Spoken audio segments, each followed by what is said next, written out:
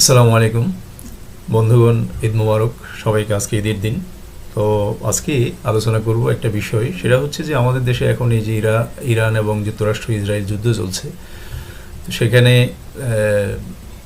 আমাদের দেশে অনেক হুজুর, অনেক মানুষ যে ইরানের জন্য দোয়া করলে, ইরানের জন্য ইয়ে করলে বলতেছে তাদের ঈমান থাকবে না, তারা কাফের হয়ে যাবে। একজন কি মুজাফফর একজন হুজুর বললেন, মাওলানা আব্বাসী, অনেকে বললেন। তো এগুলো কীভাবে, আসলে কি সম্ভব? আমরা এটা একটু ইসলামের আলোকে আমরা দেখব। প্রথমত আমি আপনাদের সাথে আজকে যেটা করব সেটা হচ্ছে ইসলামের ভিত্তি কী।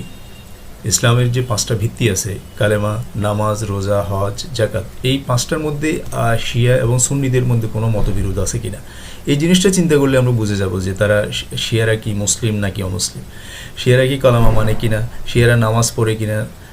শিয়ারা নামাজ পড়ে, আমি আসছি নামাজের মধ্যে তাদের কিছু একটু সামান্য আছে। একই পদ্ধতিতে তারা নামাজ পড়ে, নামাজ 5 ওয়াক্তই পড়ে।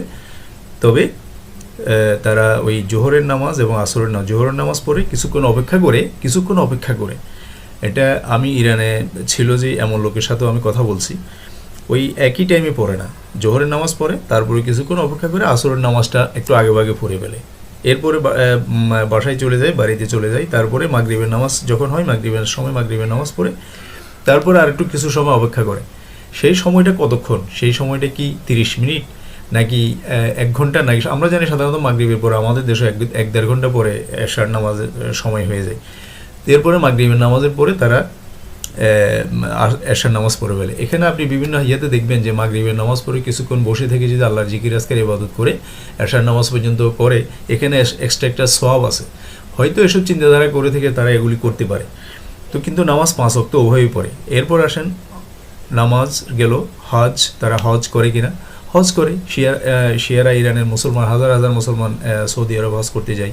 সৌদি আরব সরকার তাদেরকে অনুমতি